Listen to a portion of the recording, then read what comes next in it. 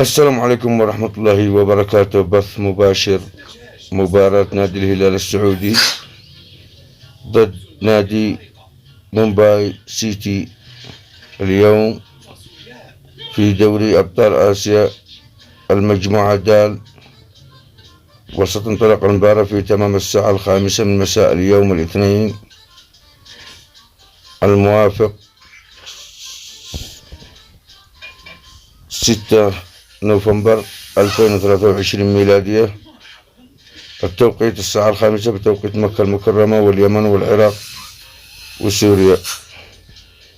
أتمنى منكم الاشتراك بالقناة والضغط على زر الجرس ليصلكم كل ما هو جديد بإذن الله.